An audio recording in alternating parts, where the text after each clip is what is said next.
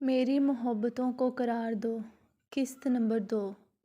وہ سب اس وقت میٹنگ میں بیٹھے ہوئے تھے جب ان میں سے ان کے سینئر آفیسر کی آواز آئی، کیا بنا اس کیس کا اور کہاں تک پہنچا؟ کام تقریباً آدھا ہو گیا ہے، بس ان کے اڈوں تک پہنچنا باقی ہے، ایک آفیسر نے جواب میں کہا۔ گڈ، مجھے امید ہے کہ اس بار ہم انہیں پکڑ لیں گے۔ وہ ایک بہت بڑا مافیا گروہ ہے جو ان لڑکیوں، بچے، عورتوں کو اغوا کر کے ان کو زیادتی کا نشانہ بناتے ہیں اور آگے بیچ دیتے ہیں۔ پر سر، اس بار ان کے انفارمیشن ملی ہے کہ انہوں نے کراچی میں دھماکہ بھی کرنا ہے۔ جونیئر آفیسر نے انہیں ساری بات تفصیل سے بتائی۔ اس شخص نے بنکار بھرا۔ اب آگے کیا کرنا ہے؟ ان میں سے ایک نے کہا، دیکھتے ہیں کیا کرنا ہے۔ وہ پر سوچ انداز میں کہتے ہوئے دور خلاؤں میں دیکھ رہا تھا۔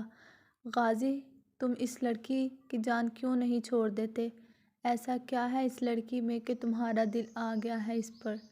عمر نے محبتوں بنی غازی کو دیکھتے ہوئے کہا، جو چیز جینس کی پینٹ پر وائٹ شرٹ پہنے، آستینوں کو فولڈ کے سیاہ سلکی بال ماتھے پر بکھرے، کرسی پر بیٹھے، ٹانگیں میز پر ٹکائے، سگریٹ ہاتھ میں دبائے، ہاتھ میں پکڑی تصویر دیکھ رہا تھا۔ جو اس میں ہے وہ کسی میں نہیں۔ میری دیوانگی کی حد ابھی تم نے دیکھی ہی نہیں ہے، غازی نے کھوئے ہوئے دلکش لہجے میں کہا۔ دیکھو غازی، اگر تم اس لڑکی پر ہی بیٹھے رہے نا تو ہمارا ہر پلان ہی فیل ہو جانا ہے۔ ابھی بہت سے کام کرنے ہیں، تو اپنی دیوانگی کو تھوڑا سائیڈ پر رکھو اور اب آگے دیکھو کیا کرنا ہے۔ میں نے اب پلان بنا لیا ہے، ہم پہلے دھماکہ کریں گے، اس کے بعد ہی کالج سے لڑکیوں کو اٹھائیں گے۔ عمر نے غازی کی محبتوں بنی حالت کو تیز بھری نظروں سے دیکھتے آگے کے بارے میں بتایا۔ مجھے یہ سب بتانے اور سمجھانے کی ضرورت نہیں ہے، وہی ہوگا جو میں کہوں گا۔ دھماکے کے بعد سب سے پہلے مجھے وہ لڑکی چاہیے ہر حال میں، نہیں تو یاد رکھنا یہاں جتنے بھی تمہارے آدمی ہیں نا، سب کے سب کا وہ حال کروں گا کہ ان کی روح بھی کانپ اٹھے گی، غازی نے سپشٹ انداز میں کہا۔ اس کے لہجے میں ایسا کچھ تھا کہ عمر بھی اپنی جگہ سے ہل گیا اور پھر بنا اس کی طرف دیکھے غازی کمرے سے نکل گیا۔ پیچھے عمر اپنا سر ہاتھوں میں گرائے غازی کی دیوانگی دیکھ کر ڈر رہا تھا۔ پورے گھر میں زور و شور سے تیاریاں چل رہی تھیں، خواتین کچن میں گھسے نت نئے پکوان بنا رہی تھیں، مرد حضرات سب ایئرپورٹ پر جانے کے لیے نکل رہے تھے۔ بچہ پارٹی پہلے سے ہی تیار ہو کر گاڑی میں بیٹھ چکی تھی کہ عائشہ بیگم کا حکم تھا کہ بچے گھر پر رہ کر انتظار کریں۔ صدف نے گھر ہی آنا ہے، پر شانزیں پہلے کب اپنی امی کی بات پر عمل کرتی تھی اور وہ اب بھی سب سے پہلے تیار ہو کر گاڑی میں وہیں بیٹھی تھی۔ بھئی ہم نے بھی جانا ہے، شانزے نے گاڑی کی طرف آتے نعمان صاحب کی طرف دیکھتے کہا۔ نعمان، احسن، حسن اور زوار شانزے کی کسی بات کو ٹال ہی نہیں سکتے تھے، پھر چاہے وہ کوئی شرارت ہو یا کچھ بھی الٹا، وہ سب اس کے حصے کی ڈانٹ بھی کھا لیتے تھے۔ کوئی شرارت کرنے پر شانزیں انہیں سب کے پاس بھگاتی تھی کہ عائشہ بیگم سے غصے اسے یہی سجاتے تھے۔ ہاں جی بیٹا جی، آپ تو سب سے پہلے جائیں گی اور ہم آپ کو چھوڑ کو بھلا جا سکتے ہیں؟ نعمان صاحب نے پیار سے شانزے کے گلے میں ہاتھ ڈالتے کہا، جو پیار بھری نظروں سے اپنے تایا کم سہیلی کو دیکھ کر مسکرا رہی تھی۔ چلیں پھر، شانزے نے شرارت سے آنکھ مارتے کہا تو نعمان صاحب نے اثبات میں سر ہلایا اور کہا، بہت شرارتی ہو گئی نا تم؟ تو ایک گاڑی میں احسن صاحب، حسن صاحب تھے، دوسری گاڑی میں زوار اور حمزہ، جبکہ تیسری گاڑی میں ڈرائیور کے ساتھ نعمان صاحب، شانزے اور ہادی تھے۔ اشما گھر ہی خواتین کے ساتھ کچن میں ان کی ہیلپ کروا رہی تھی۔ یہ سب بچے کہاں گئے؟ نہیں تو اتنی دیر میں ابھی تک سکون سے کیسے بیٹھے ہوئے ہیں؟ عائشہ بیگم نے رمشا بیگم سے پوچھتے ہوئے کہا۔ لگتا ہے کہ سب کے سب ایئرپورٹ کے لیے نکل گئے ہیں۔ کشف بیگم نے سلاد کے لیے پیاز کاٹتے کہا۔ میں نے منع بھی کیا تھا، پر مجال ہے یہ لڑکی سدھر جائے۔ عائشہ بیگم نے تھوڑا غصہ دکھاتے ہوئے کہا۔ ارے بھابھی، بچی ہے، چھوڑیں، سمجھ جائے گی آگے جا کر۔ رمشا بیگم نے عائشہ بیگم کا پریشان چہرہ دیکھ کر کہا۔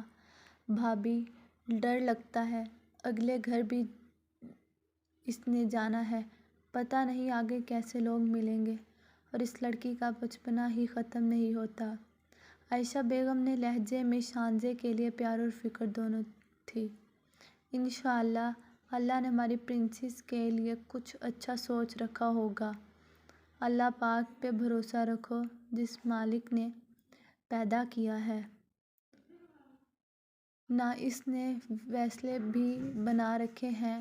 یہ تو ہم بندے ہیں جو تھوڑی تھوڑی بات پہ پریشان ہو کر سوچنے لگتے ہیں، پر وہ جو اور پیر بیٹھا ہے، نہ دو جہانوں کا مالک، اس نے بہتر سے بہترین ہر بندے کے لیے سوچ رکھا۔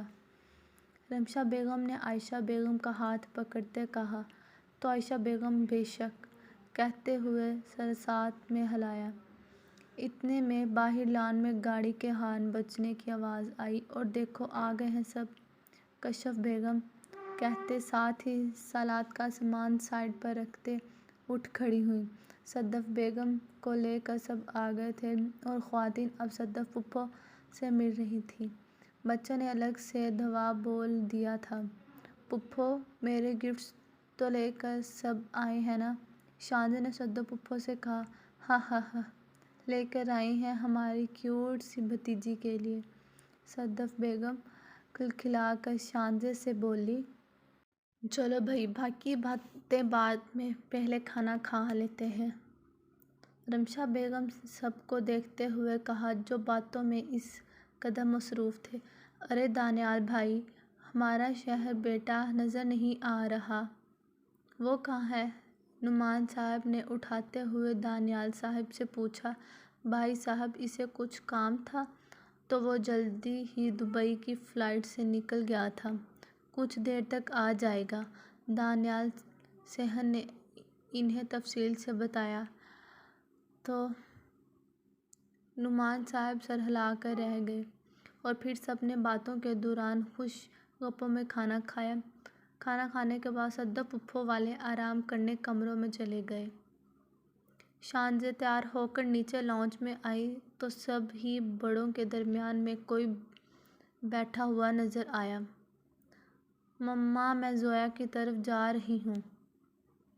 شانزے سیڑھیوں سے بولتی ہوئی آئی جہاں وہ کوئی ہینڈسم بیٹھا ہوا نعمان صاحب اور باقی سب سے باتیں کرتا نظر آیا۔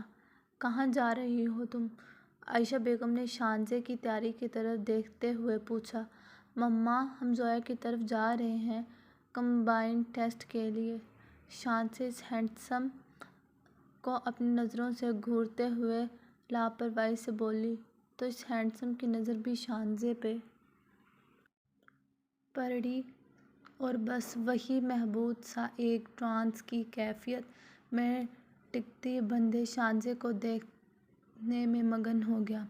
جو چیز کا کھلا پاجامہ پہنے، برنڈ دھانی رنگ کا کرتا پہنے، جس پہ سیاہ امبرائڈری کی ہوئی تھی، معصومیت سے پر چہرہ ہے تحاشا سرخ گلابی رنگت ستوان ناک، جس میں ڈائمنڈ کی لونگ چمک کی رہی تھی، گلابی لال ٹماٹر جیسے سرخ کٹاؤ دار ہونٹ، ہونٹوں کے اوپر کا تل جو دیکھتے ہی ہوش گنوا بیٹھا۔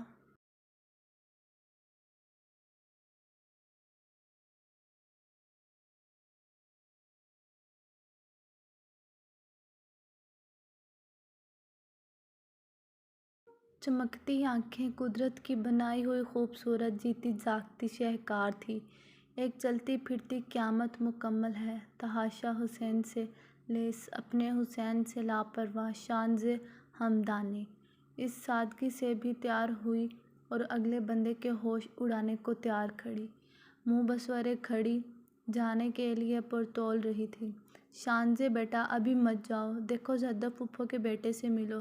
شہیر بیٹا یہ شانزے ہے۔ عائشہ بیگم کی آواز پر شہیر اس پر بے پرواہ حسینہ کو دیکھنے میں مصروف فوراً ہوش میں آیا۔ السلام علیکم۔ مارے بندے مارتا کیا نہ کرتا کہ مصدق شانزے نے لاٹھ مارنے والے انداز سے سلام کیا۔ شانزے کا سلام کرنے کا انداز دیکھ کر سب کے لبوں پر دبی دی مسکراہٹ دور گئی، جبکہ عائشہ بیگم کا جی چاہا یہی مہمان کے سامنے ہی ایک جوتا اتار کر اسے پورے گھر میں بھگائیں تاکہ اس کی عقل ٹھکانے لگ جائے۔ پھر وہاں دوسری طرف شانزے شرارتی مسکراہٹ عائشہ بیگم کی طرف اچھال کر باہر کی طرف بھاگ گئی۔ پیچھے سب نے زور سے قہقہ لگا کر ہنس پڑے۔ جاری ہے میں سدو پھوپھو کی بیٹی کا نام بھی زویا اور شانزے کی دوست کا بھی نام زویا لکھا تھا، اس لیے سدو پھوپھو کی بیٹی کا نام میشا ہے۔ اس لیے آپ سب کو بتا رہی ہوں یہاں تو کنفیوز نہ ہوئیے گا سب۔